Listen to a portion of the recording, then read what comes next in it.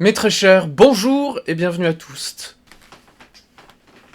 Aujourd'hui, nous allons nous déculpabiliser de trop se responsabiliser. Vidéo attendue et demandée, vous m'avez mentionné l'auto-sabotage comme un sujet qui vous intéressait. Et voilà, je m'exécute, j'avais pas du tout planifié ni prévu d'en parler, mais je vous écoute et je comprends bien que l'auto-sabotage est en effet un sujet extrêmement important pour comprendre déjà un petit peu les mécaniques, qu'est-ce qui se passe. On va avoir des petits exercices très précis. Juste avant ça, bien sûr, n'hésitez pas à remercier, soutenir, présenter votre avis, ouvrir le débat en commentaire sur Instagram. La semaine prochaine, on va faire un petit live pour débattre de tout ça de manière beaucoup plus directe, plus fluide, avec un petit verre et des clopes. Je vous tiendrai au courant en story Insta et dans l'onglet communauté de YouTube. L'auto-sabotage, c'est un gros sujet qui implique beaucoup de mécaniques indirectes. En fait, l'auto-sabotage, c'est une résultante, c'est le haut de l'iceberg. Je vais pas revenir sur l'idée des émotions, sur l'idée du trauma. J'ai déjà fait des vidéos sur le sujet. Je vous laisse faire votre travail où vous croisez les informations. Là, j'aimerais que la vidéo ne soit pas trop longue. Donc vous le voyez juste là, nous avons, hop là, 16 minutes 57.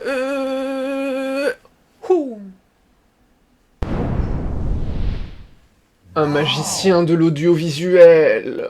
Une vidéo que j'ai, cherché à condenser un maximum, et on va commencer très simplement par définir l'auto-sabotage. On engendre inconsciemment la manifestation de ses peurs les plus profondes pour pouvoir se protéger.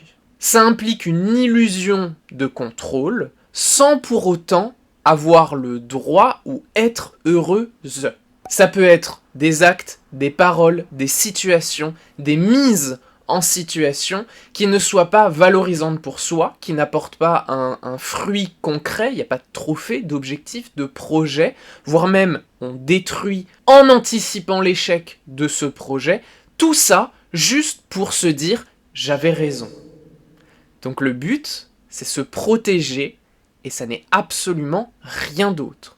Je me protège en anticipant mes peurs.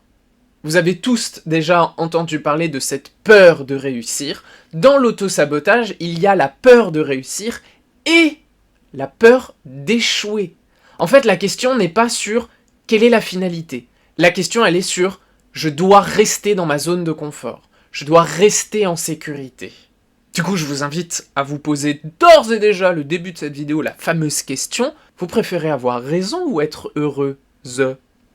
Tout le monde est concerné par l'auto-sabotage, d'une manière directe ou indirecte, vous l'avez compris, c'est une manifestation de peur, d'appréhension, de dévaluation de soi, d'humiliation, tout ça, on va le creuser un petit peu en douceur, parce que le but c'est pas de vous faire du mal, c'est de vous accompagner dans vos réflexions.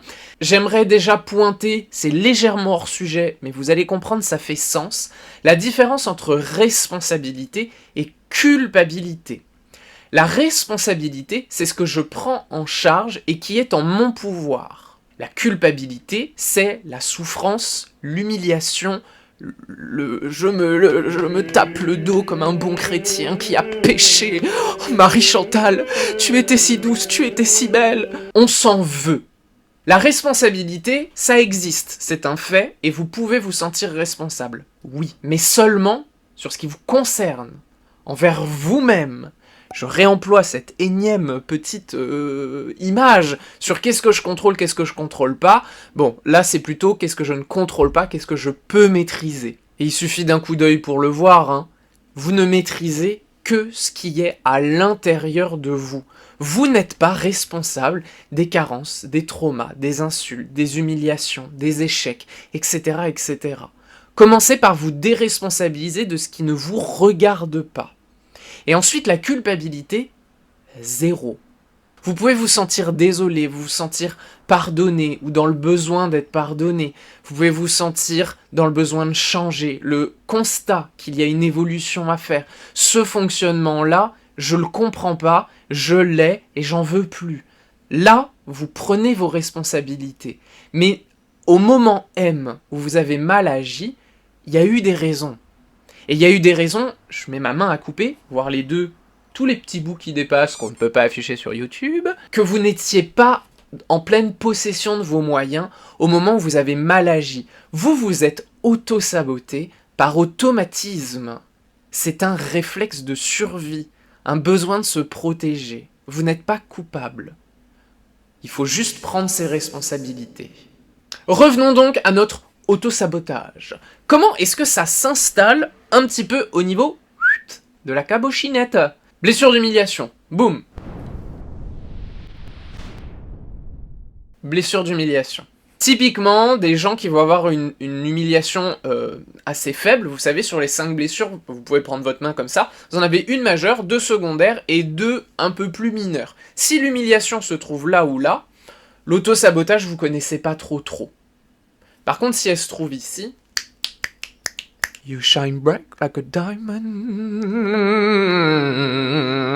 Ça touche une très grande partie de la population, même si vous ne vous en rendez pas compte. Je vous invite au moins à vous poser la question, faire un petit peu le listing de vos expériences de vie. Cette humiliation vient vous faire la petite voix dans la tête, on vous susurre à l'oreille de votre cerveau, tu ne mérites pas d'être heureux, par contre, tu mérites et tu es responsable de tous les malheurs qui te surviennent. Donc quand c'est bien, non, c'est pas moi. Et quand c'est mal, ah bah voilà, bah c'est moi, bah oui, c'est moi. Cette blessure d'humiliation est automatique.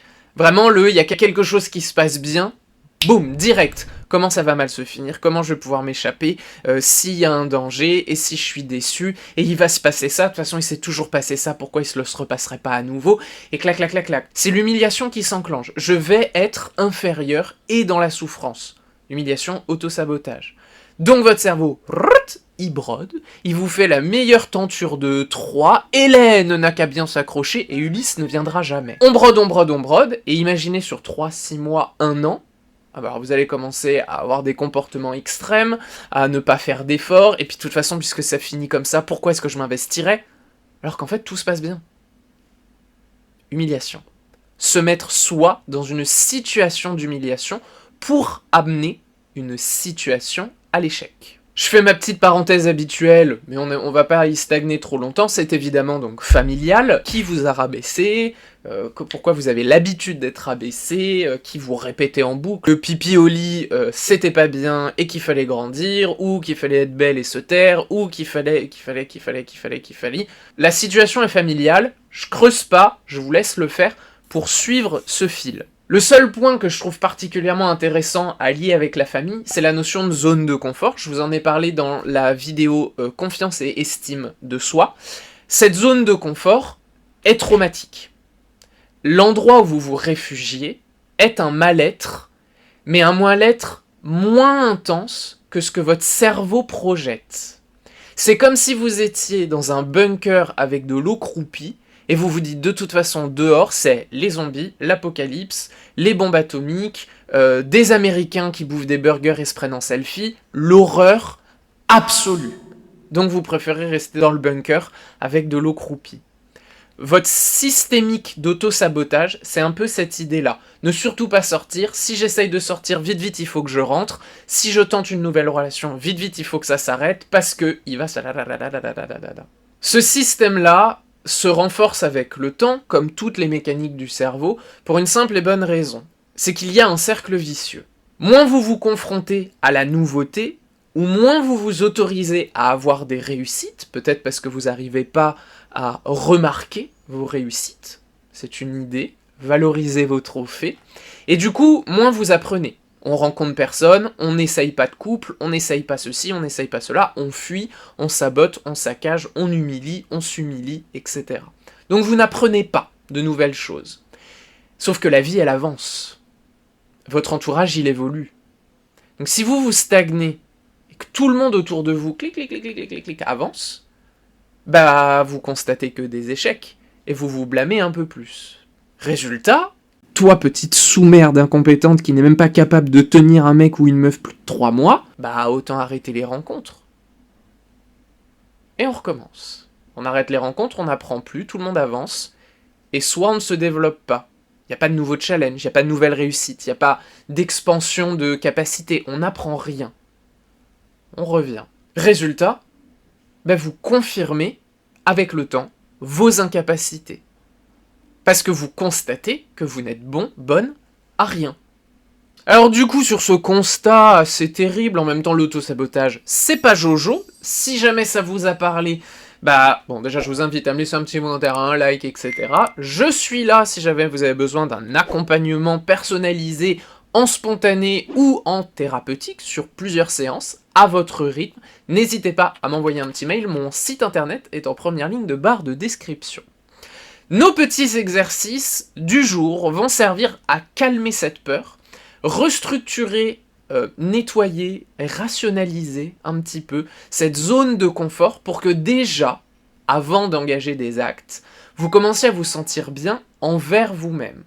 Et une fois que ça se sera fait, vous pourrez passer à un peu plus de rencontres, de matières, de projets, etc., etc., en ayant cette vigilance, pas hyper-vigilance, cette vigilance à « est-ce que je me sabote ? Oui, non, j'ai peur, tranquille, tranquille ». Exactement comme j'ai pu vous en parler dans la vidéo dépendance affective, ça prend du temps, ok ? Ça prendra du temps, et vous vous resaboterez, et ce n'est pas grave. C'est votre responsabilité d'avancer, ne vous sentez pas coupable d'avoir échoué.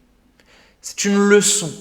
Il faut modifier les réflexes du cerveau, guérir une part intérieure, émotionnelle, infantile, familiale.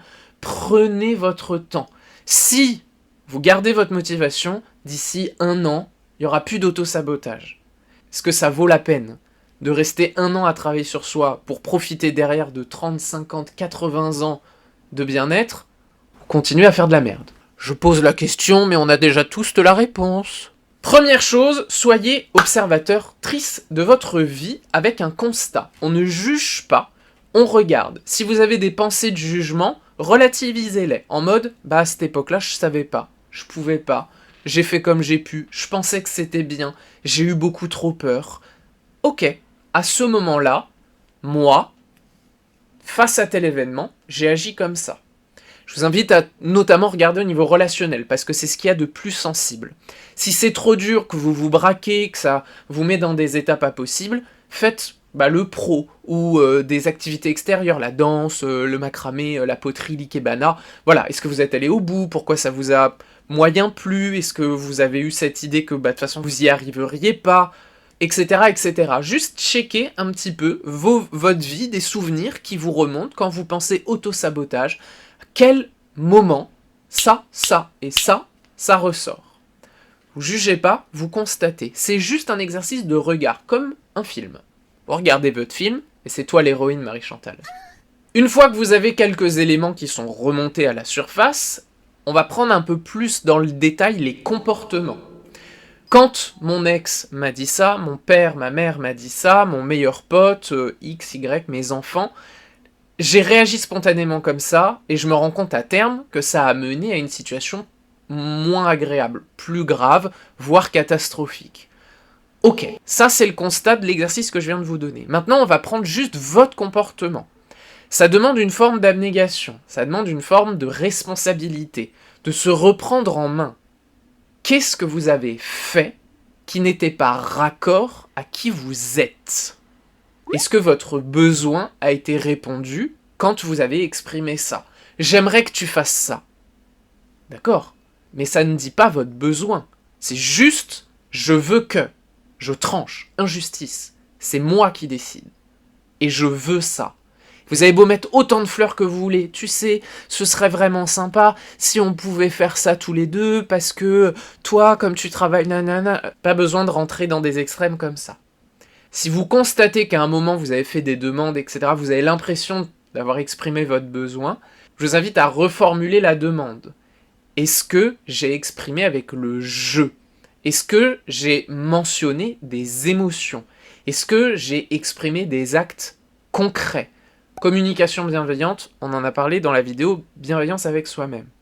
Plutôt que dire « ce serait bien que tu »,« ça serait bien que on », vous pouvez simplement dire « j'aimerais qu'on parte en vacances ». J'ai besoin qu'on prenne l'air tous les deux. J'ai besoin qu'on passe un moment ensemble.